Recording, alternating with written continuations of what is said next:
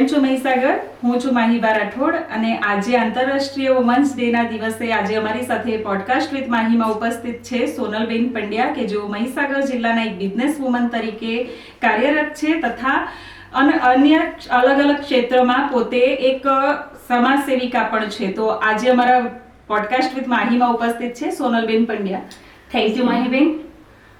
Happy women's day. Happy women's. અને શક્તિના સ્ત્રોત જેમને કહેવાય છે એવી મારી દરેક મહિલા શક્તિને આંતરરાષ્ટ્રીય મહિલા દિવસની ખૂબ ખૂબ શુભેચ્છાઓ પાઠવું છું. મારો પરિચય આપું તો મારી જન્મભૂમિ અમદાવાદ છે અને કર્મભૂમિ લુણાવાડા છે. પ્રાથમિક શિક્ષણથી લઈને ગ્રેજ્યુએશન સુધીનો અભ્યાસ મેં અમદાવાદમાં કર્યો છે. પછી લગ્ન થઈ ગયા અને લગ્ન પછી એમકોમ બીએડનો અભ્યાસ મેં લુણાવાડાથી કર્યો છે. સોનલબેન, તો આપ ગૃહિણીની સાથે સાથે અન્ય કયા કાર્યમાં કાર્યરત છો અને બિઝનેસ વુમન તરીકે તમારી ઓળખ છે, તો તમે કયું એવું બિઝનેસ કરી રહ્યા છો કે એની તમારી ઓળખ છે મહીસાગર જિલ્લામાં? ગૃહિણી તરીકેને જ્યારથી મેં શરૂઆત કરી હતી અને લગ્ન કરીને આવીને ત્યારથી ઘરમાં એક વાક્ય સાંભળ્યું હતું કે અમારા ઘરની વહુને નોકરી કરવા દેવાની નથી. એટલે કદાચ એ વાક્ય સાંભળીને એ વલણમાં પણ હું ઢળી ગઈ હતી. પણ ધીમે ધીમે દિવસો ગયા, વર્ષો પસાર થયા, પછી બાળકોનો જન્મ થયો, બાળકો થોડા મોટા થયા અને સ્કૂલે જતા થયા ને પછી મને એવું થયું કે હવે આખો દિવસ કરવાનું શું. એટલે પછી મારા હસબન્ડના પ્રોત્સાહનથી, એમની પ્રેરણા થકી મેં બિઝનેસ જોઈન્ટ કર્યો અને ગોમતી સિંગદેલ ઓઇલ મિલ અહીં લુણાવાડામાં આવેલી છે અને ગોધરા અને સંતરામપુરમાં પણ અમારા પોતાના આઉટલેટ ડેપો છે. ધીમે ધીમે અંદર ઇન્વોલ્વ થતી ગઈ, રિસ્પોન્સિબિલિટી લેતી થઈ અને પછી એક બિઝનેસ વુમન તરીકેની પ્રતિભા પણ હું મેળવી શકી.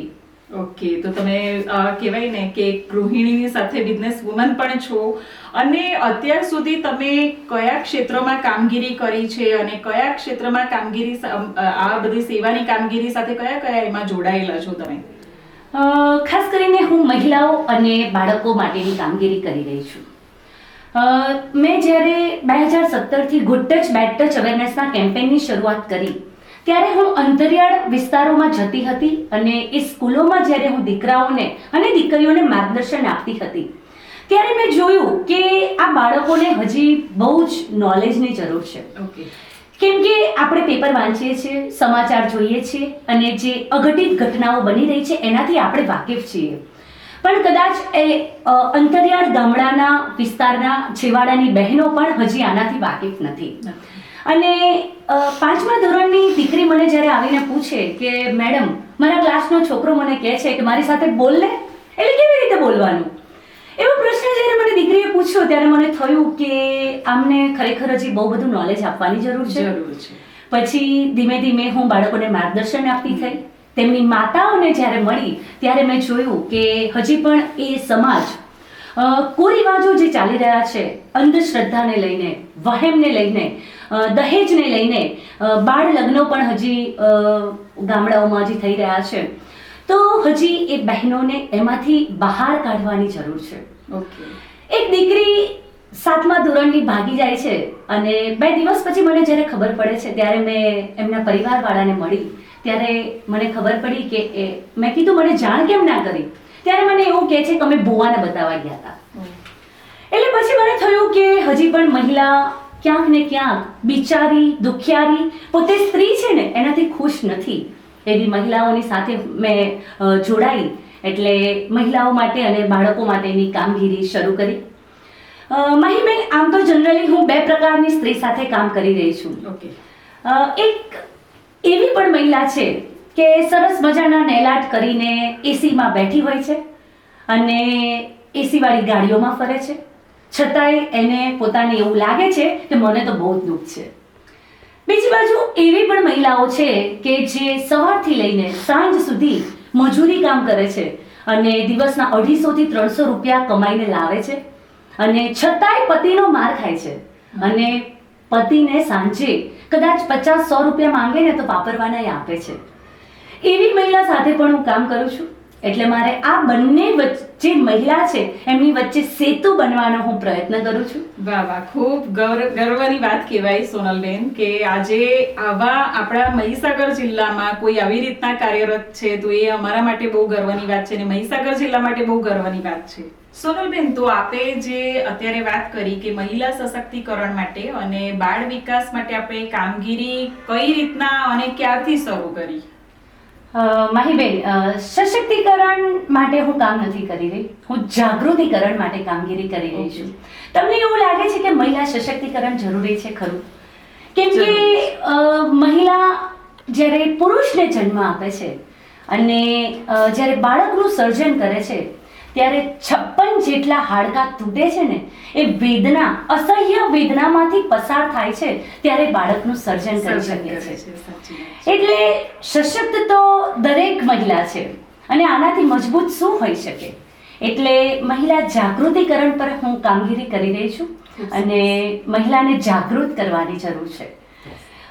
બાળ વિકાસની જો વાત કરું તો લુણાવાડામાં એક દીકરી હતી અને એ દીકરીને પાડોશમાં રહેતા ભાઈ એને શારીરિક અડપલા કરતા હતા. છતાં એ દીકરી એના મા બાપને કહી નથી શકતી.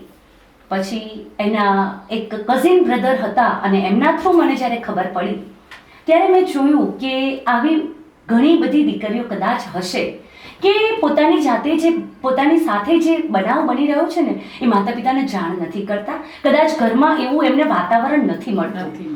એટલે એ દીકરીને જ્યારે હું મળી અને પછી એ દીકરીને 10માની બોર્ડની પરીક્ષા આવતી હતી એટલે મને પોતાને ચિંતા હતી કે આ દીકરીની સાથે હું કંઈક બોલાવું, કંઈક અઘટિત ઘટના ના બની જાય. દીકરી બહુ જ મૂંઝાયેલી હતી અને કદાચ સ્કૂલની ટોપર પણ હતી. પછી એ દીકરીને મળી અને એ જે તે પ્રશ્નો હતો એનું સોલ્યુશન કર્યું અને ધીમે ધીમે બાળકોને લઈને, એમાંય ખાસ કરીને દીકરીઓને લઈને મેં કાર્યક્રમો શરૂ કર્યા. અત્યાર સુધી 65,000થી ઉપર દીકરીઓને મેં આનું માર્ગદર્શન ગુડ ટચ બેડ ટચ અવેરનેસનું આપ્યું હશે. 100થી વધારે સેમિનાર મેં કરી ચૂકી છું અને દીકરીઓનો જન્મ હજી પણ થાય છે ને 21મી સદીમાં. આઝાદીના 75 વર્ષ પૂરા થયા છે ને છતાંય દીકરીના જન્મનો સહર્ષ સ્વીકાર પરિવાર નથી જ કરી શકતો. એટલે દીકરી પ્રત્યે પણ એક કહેવાય છે ને, હજી પણ બેટી બચાવો બેટી પઢાઓની વાતો આપણે કરવી પડે છે. એટલે દીકરીના જન્મ માટે થઈને હું આપણા લુણાવાડાની દરેક ગાયનેક હોસ્પિટલમાં પણ નારીવંદન ઉત્સવ વીકમાં જેટલી પણ દીકરીઓ જન્મે એમને વધામણા કીટ આપીને પ્રોત્સાહિત કરું છું. ઘરની બહાર દીકરીઓના નામની મેં પ્લેટ લગાવી છે જેથી કરીને દીકરીઓના નામની એક ખુશી પણ મળે. આવા નાના નાના પ્રયત્નો હું મારા થકી કરી રહી છું. વાહ, ખૂબ ગર્વની વાત કહેવાય આ તો. તો સોનલબેન, તમે અત્યારે વાત કરી કે મહિલાઓ માટે અને બાળકો માટે તમે જે વર્ક કરી રહ્યા છો તો તેની અંદર તમને કેવા પ્રકારની મહિલાઓ અને બાળકોનું કાર્ય મળે છે અને કાર્ય કરો છો તમે? કેવા પ્રકારની મહિલાઓ હોય છે? બેન, પતિ પત્નીના ઝઘડાને લઈને અમુક પ્રકારની મહિલાઓ પણ મારી પાસે આવતી હોય છે. ઓકે. અને હવે તો એવું થાય કે મહિલાઓની સાથે સાથે હવે ભાઈઓના પણ પ્રશ્નની રજૂઆત મારી જોડે કરી રહ્યા છે. ઘરના પ્રોબ્લેમ જે કંઈ પણ હોય છે એને લઈને બહેનો આવે છે તો પહેલો પ્રયત્ન હું કરું છું મારા તરફથી સમાધાન કરવાનો. અને અંતે લાગે કે હવે સમાધાન થઈ શકે એમ નથી તો એમને પોલીસ સ્ટેશન, મહિલા પોલીસ સ્ટેશનમાં પણ હું સાથે જઉં છું. અહીં લુણાવાડામાં જે સખીવન સ્ટોપ સેન્ટર છે એમાં પણ મહિલાના પ્રશ્નોને લઈને સાથે જઈને હું રજૂઆત કરતી હોઉં છું. બીજું, દીકરીઓના જે અત્યારે બનાવ બની રહ્યા છે, ભણવા માટે કોલેજમાં મૂકી હોય અને કદાચ પ્રેમમાં પડી ગઈ હોય અને કોર્ટ મેરેજ કરી આવે છે, ત્યારે એવી દીકરીઓ કોર્ટ મેરેજ કરીને જ્યારે આવે છે ત્યારે પહેલાં તો માતા પિતા ગમતા નથી હોતા અને જ્યારે છોકરાના ત્યાં જાય છે પછી એને પોતાને રિયલાઇઝ થાય છે કે પ્રેમના નામે તો હું ફસાઈ ગઈ છું કદાચ અને ખોટા ઘરે આવી ગઈ છું. હમણાંનો જ એક રિસન્ટલી તમને ઘટના કહું.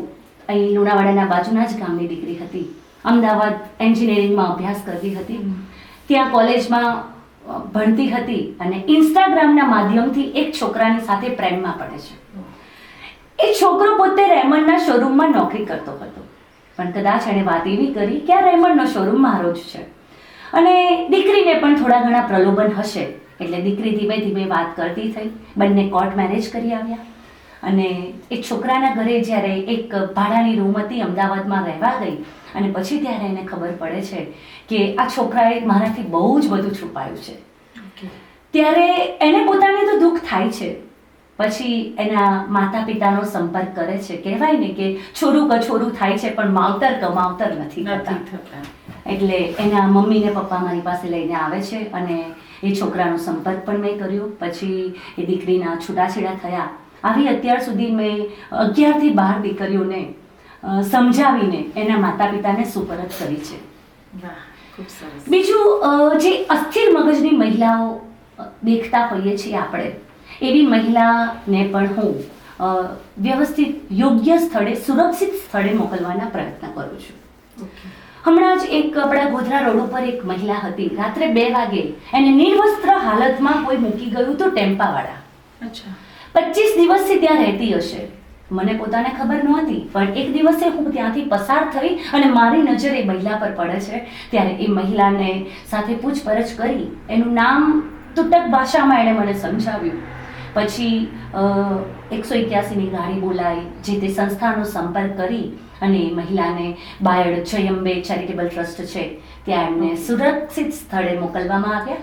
અને એક આનંદની વાત એ પણ કહી શકાય કે એ જ દિવસે એમના દીકરાનો પણ સંપર્ક થઈ ગયો હતો અને ત્યાં એમણે કોન્ટેક્ટ કરી અને વાત કરી હતી કે હમણાં દવા ચાલે છે, પછી સારું થશે તો તમે આવીને લઈ જજો. એટલે આવી ઘણી બધી મહિલાઓને હું કંઈક ઘર જોડાય એવા પ્રયત્ન મારા તરફથી હું કરી રહી છું. ખૂબ સરસ, ખૂબ સરસ. તો સોનલબેન, તમે એ વાત કરી કે આવી મહિલાઓ અસ્થિર મગજની તમને મળતી હોય છે, બાળકો પણ એવા ઘણા બધા હશે કે જે તમને મળતા હશે આવા રોડ રસ્તાઓ પર. તો એવા કોઈ પરિબળો ખરા કે જે તમને નડતરરૂપ, આ કાર્યમાં તમને નડતરરૂપ થતા હોય? હજી સુધી મને એવા અનુભવ નથી થયો. પરિવારમાંથી મને સપોર્ટ મળે છે અને હું જ્યારે કરું છું. પણ એટલું ખરું કે હું નીકળી હોઉં અને ક્યાંય બીજા સ્થળે પહોંચી જતી હોઉં છું, એટલે એવું થતું હોય છે અને એમાં કદાચ 2 થી 3 કલાકનો સમય પણ જતો રહેતો હોય છે. મને જે પણ મદદ જોઈએ છે એ મળી જાય છે અને એમને હું સુરક્ષિત સ્થળે મોકલવાના પ્રયત્ન હું કરી રહી છું. તો એવી કઈ સંસ્થાઓ છે કે જે તમને આ મહિલાઓને યોગ્ય સ્થળે મૂકવા માટે તમને મદદરૂપ થતી હોય? કોઈ સંસ્થા છે કે પછી કોઈ ગવર્મેન્ટ એવી કંઈક NGO છે, એવી કઈ સંસ્થાઓ છે? માહીબેન, આપનો પ્રશ્ન અત્યારના સમય માટે બહુ જરૂરી છે. કેમ કે મહિલાઓ માટેની એટલી બધી સંસ્થાઓ કાર્યરત છે ને કે હજી સુધી મહિલાઓને પોતાને આની ખબર નથી. અને સરકાર શ્રી પણ કદાચ આ પ્રશ્નોને લઈને બહુ જ ચિંતિત છે, જે બનાવો બની રહ્યા છે એને અનુલક્ષીને. પહેલા તો 181 મહિલા અભયમ હેલ્પલાઇન 181, તમે 24 કલાક અને 7 દિવસ ગમે ત્યારે ફોન કરી શકો છો. તમે ફોન કરો છો તો એ ગાડી ટૂંક જ સમયમાં તમારા ઘરે આવે છે અને જે તે પ્રશ્નો હોય એનું સમાધાન કરવાના સઘન પ્રયત્ન કરે છે. બીજું છે સખી વન સ્ટોપ સેન્ટર. દરેક જિલ્લાની અંદર કેન્દ્ર સરકારે એક સખી મૂકવામાં આવી છે, એટલે કે મહિલાઓના પ્રશ્નો મહિલા સારી રીતે સમજી શકે અને એનું નિરાકરણ લાવી શકે. પછી મહિલાને શારીરિક હિંસા હોય, માનસિક હિંસા હોય કે ઘરેલું હિંસાનો પ્રશ્ન હોય, પણ એ મહિલા સખી વન સ્ટોપ સેન્ટર પર જઈ શકે છે અને એને ત્યાં મદદ પણ મળે છે. બીજું છે, દરેક જિલ્લાઓની અંદર મહિલા પોલીસ સ્ટેશન આવેલું છે. મહિલા પોલીસ સ્ટેશનની અંદર PBSC જે કહેવાય છે, police station based support centre, હા, એ પણ મહિલાઓ માટે જ કામગીરી કરી રહી છે. નારી અદાલત પણ ચાલે છે. પછી પોલીસ સ્ટેશનની અંદર વુમન હેલ્પ ડેસ્ક પણ આવેલા છે. એટલે મહિલા અમુક વખતે એવા ખચકાતા હોય છે. પોલીસ સ્ટેશનમાં જ્યારે બેન જાય છે ત્યારે એને એવું થાય કે જે તે પોલીસ જેન્ટ્સ હોય તો એ ખુલીને પોતાના પ્રશ્નો રજૂ નથી કરી શકતી. એટલે પોલીસ સ્ટેશનની અંદર પણ વુમન હેલ્પ ડેસ્કની રચના કરવામાં આવી છે. બીજું, અમારા જેવા જે કામગીરી કરી રહ્યા છે FFWC મેમ્બર એટલે કે CID ક્રાઇમ વુમન સેલમાંથી દરેક જિલ્લાની અંદર અમારા જેવા સભ્યો પણ અપોઇન્ટ કરવામાં આવ્યા છે. બહેનોને કે એવું થતું હોય કે મારે પોલીસ સ્ટેશન નથી જવું તો FFWC મેમ્બરનો પણ સંપર્ક કરી શકે છે. અને બીજું કે આ બધા જ સ્થળે મહિલાઓનું નામ, દીકરીઓનું નામ ગુપ્ત રાખવામાં આવે છે. અને એને કોઈ પણ પ્રશ્ન હોય તો તે મદદ લઈ શકે છે. તો બહુ સરસ આ તો જાણકારી મળી અમને પણ, અને અમારા થકી, આપણા થકી, આ પોડકાસ્ટ થકી કદાચ પબ્લિકને અને પબ્લિકમાં રહેલી મહિલાઓ કે જે અત્યાર સુધીમાં બહુ કંઈક મનોમન કંઈ દુઃખી હોય કે એમને કંઈક શારીરિક દુઃખ હશે તો તે પણ આ મદદ લઈ શકશે. એટલે ખૂબ સરસ જાણકારી આપી આપે. સોનલબેન, અત્યાર સુધી આપે આ જેટલા પણ કાર્યો કર્યા છે તો તેની માટે મેં પણ એવું સાંભળ્યું છે કે તમને ઘણા બધા એવા એવોર્ડ્સ મળેલા છે. તો એ કયા કયા એવોર્ડ્સ છે અને કઈ સંસ્થાઓ તરફથી મળેલા છે તો તે જરા અમને જણાવશો. બ્રહ્મગૌરવ મહિલા એવોર્ડ 2023માં મને પ્રાપ્ત થયો હતો. પછી મહીસાગર જિલ્લામાં હું જે કામગીરી કરી રહી છું, શ્રેષ્ઠ કામગીરી અનુસંધાનમાં વુમન એમ્પાવરમેન્ટ એવોર્ડ વુમન્સ ડેના દિવસે જ કલેક્ટર સાહેબની ઉપસ્થિતિમાં મને મળ્યો હતો. ખૂબ સરસ. નારી ગૌરવ એવોર્ડ અન્નપૂર્ણા ફાઉન્ડેશન થકી મને પ્રાપ્ત થયો હતો. અને આનંદ થાય કે આખા ગુજરાતમાંથી 34 મહિલાઓની પસંદગી કરવામાં આવી હતી અને એમાંની હું એક હતી. એનો આનંદ મને પોતાને છે. ગયા જ મહિને સંતરામપુરમાં એક કાર્યક્રમ હતો. તેમાં આપણા શિક્ષણ મંત્રી સાહેબશ્રીની ઉપસ્થિતિમાં મને વિશિષ્ટ કામગીરી બદલ પણ સન્માનિત કરવામાં આવી હતી. ઘણા બધા અધિકારીશ્રીઓ, SP સાહેબ, DYSP સાહેબ, ઘણા બધા અધિકારીશ્રીઓના હસ્તક પણ મને સન્માનિત કરવામાં આવી છે. પણ એટલું ચોક્કસ કહીશ માહીબેન કે મારા કાર્ય થકી કોઈકના મુખ ઉપર જો હું સ્મિત લાવી શકું છું ને તો એનો આનંદ, એ જ સન્માન સવિશેષ મારા માટે છે. વાહ, આજ સાચી નારી શક્તિ છે અને આજ નારી સશક્તિકરણની વાત છે કે આજે એક મહિલા થઈને બીજી મહિલાઓને મદદરૂપ થઈ રહી છે અને બાળકોને મદદરૂપ થઈ રહી છે. તો એ બહુ સન્માનની વાત છે અને આવા એવોર્ડ્સ તમને હંમેશા મળતા રહે એવી મારા તરફથી શુભકામનાઓ છે તમને. સોનલબેન, મેં અત્યારે થોડા દિવસ પહેલા જ તમારું એક TV9માં એક પ્રોગ્રામ, જે ન્યૂઝ હતું એની અંદર તમારું એક નાનકડું પ્રોગ્રામ જોયું કે જેની અંદર તમે નાના બાળકોને ભણાવી રહ્યા છો, સન્ડે સ્કૂલ તરીકે અંદર બતાવી રહ્યા હતા. તો એ કઈ રીતના અને કેવી રીતના શક્ય છે અને કઈ રીતના કરાવી રહ્યા છો તમે? એ બાળકોનો પ્રેમ મને ત્યાં ખેંચી લઈ જાય છે. આમ જનરલી રવિવાર આવે એટલે બધા એવું વિચારતા હોય કે કયું મૂવી જોવા જઈશું કે કઈ હોટલમાં ડિનર કરવા જઈશું. સાચી વાત છે. પણ હું કંઈક અલગ વિચારતી હોઉં છું કે આજે બાળકો માટે કઈ શૈક્ષણિક કીટ લઈને જઈશ, બાળકોને હું શું ભણાવીશ, બાળકોની સાથે હું શું રમત રમીશ. એવું સતત રવિવાર આવે અને મારે વિચાર ચાલુ થઈ જતા હોય છે. આ એવા બાળકો છે કે જેમને રવિવાર આવે ને ત્યારે જે નાહી ધોઈને ચોખ્ખા રહેતા હશે. હા, સોમથી શનિ કદાચ નાહતા પણ નથી, પણ રવિવારે એમને એવું થાય કે બેન આવશે તો બેન બોલશે, મેડમ ખીજવા છે કે ચોખ્ખા નહીં હોઈએ એટલે એ નાહી ધોઈને ચોખ્ખા રહે છે. બીજું આ એવા બાળકો છે માહીબેન કે 5-6 વર્ષના બાળકોના ખિસ્સામાંથી પણ પડીકી નીકળે છે. આ બાળકો ભીખ માંગવા પણ જતા હોય છે. એટલે જ્યારે હું આ બાળકોની સાથે વધારે નિકટ ગઈ ત્યારે મને ખબર પડી. એટલે એ બાળકોના વિસ્તારમાં મેં સન્ડે સ્કૂલ શરૂ કરી અને એ બાળકોને પાયાનું શિક્ષણ મળી રહે એ હેતુથી હું એમને ભણાવું છું. એમને ઘડિયાળ જોતા શીખવાડું છું, ગણતરી કરતા, પૈસા ગણતા પણ શીખવાડું છું. પછી જે બાળકો શાળાએ નથી જતા એ બાળકો શાળાએ જવા માટે પ્રેરાય એવા તબક્કા હું મારા તરફથી કરી રહી છું. હમણાં જ એક દીકરો હતો અને કોરોના પછી સ્કૂલમાં ગયો નહોતો. મને ખબર પડી, અંકિત નામ છે એનું, અને એના ઘરે હું મળી આવી. એને મેં પૂછ્યું કે બેટા કેટલા ધોરણથી તે બંધ કરી દીધું? ત્યારે એણે કીધું કે મેડમ મને નથી ખબર હું કેટલા ધોરણ સુધી સ્કૂલમાં ગયો હતો. એની મમ્મીને મળી તો એની મમ્મીએ કીધું કે મેડમ મારે એને ભણાવવો છે. એ અંકિતને લઈ અને બીજા દિવસે હું સ્કૂલમાં ગઈ અને સાહેબને મળી ત્યારે સાહેબે જોયું કે આનું નામ 8મા ધોરણમાં બોલે છે અને બીજા દિવસથી એને એ સ્કૂલ પણ શરૂ કરાવી. એટલે આવા ઘણા બધા બાળકો હોય છે. પણ માતા પિતા સવારથી મજૂરીએ જતા રહેતા હોય છે એટલે કદાચ માતા પિતા બાળકો પર ધ્યાન નથી રાખતા. અને આવા બાળકો કદાચ વ્યસનના રવાડે ચડી જતા હોય છે, ભિક્ષાવૃત્તિ સાથે સંકળાઈ જતા હોય છે. ઓકે.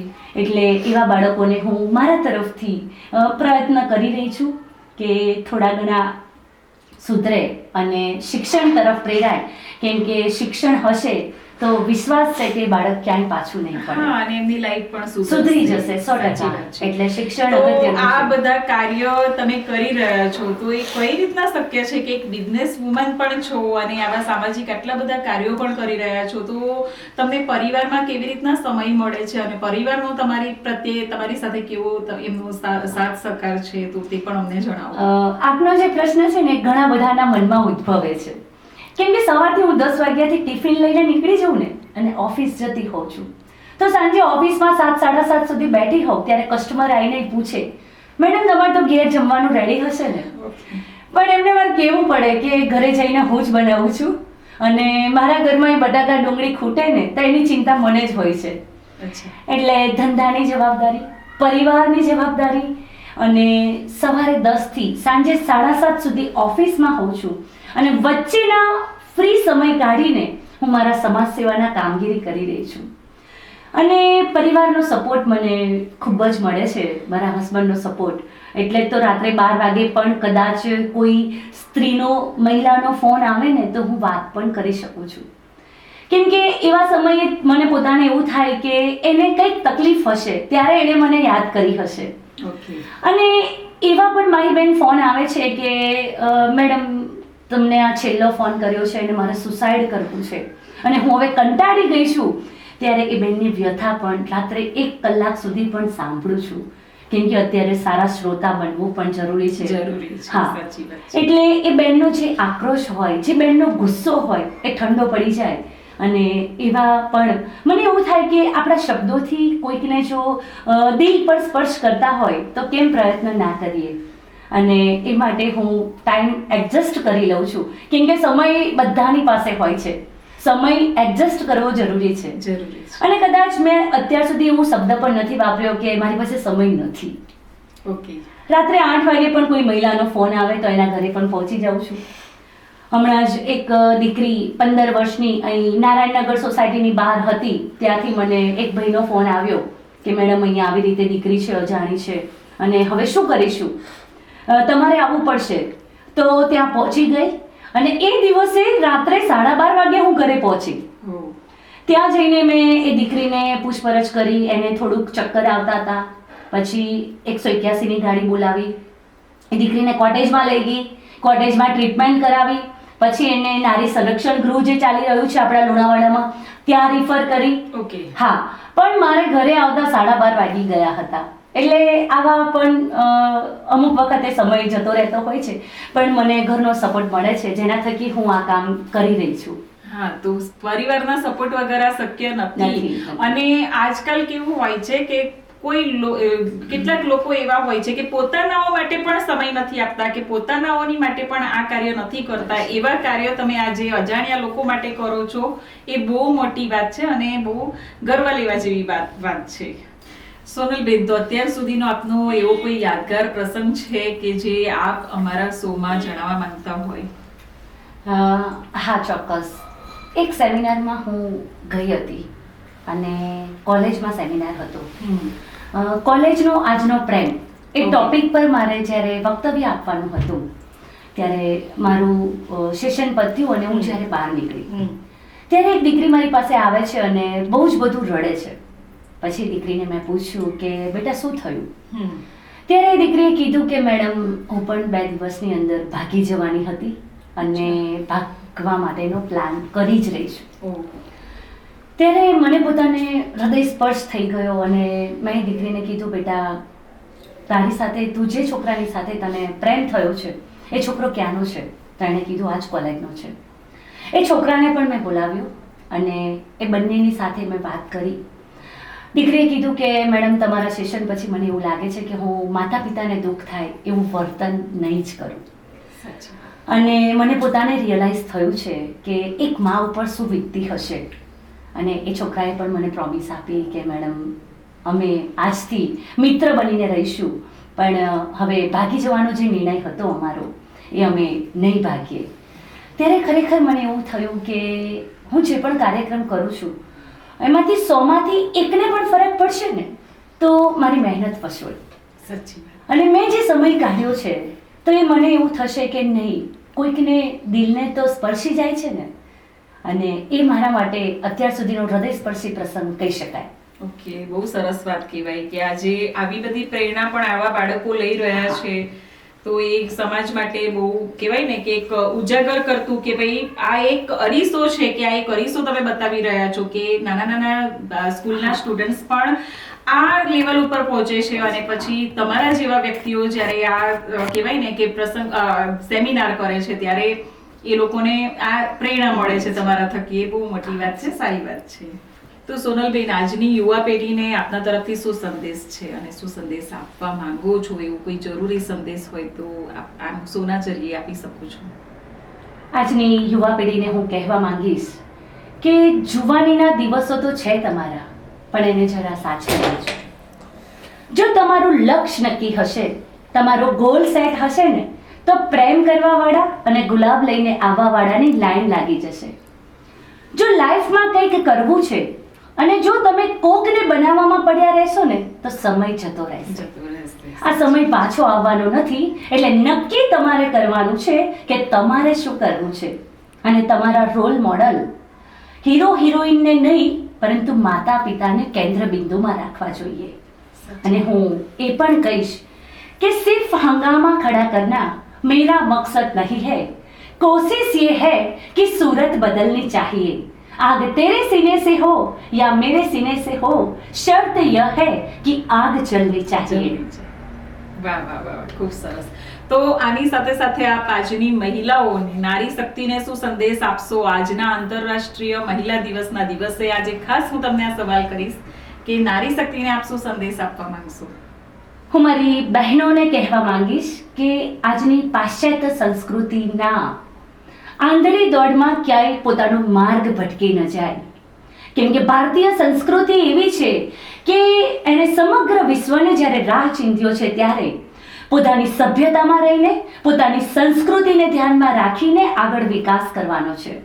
અને આ તબક્કે મને સ્વામી વિવેકાનંદજીનું પંક્તિ કહેવાનું મન થાય कि मेरे देश की महिलाएं किसी भी क्षेत्र में आगे बढ़ सकती है, वो लिखकर पढ़कर अपने कार्य क्षेत्र में विकास कर सकती है, लेकिन मेरी शर्त रहेगी वो अपनी चारित्र की सीमाएं बनाए रखे.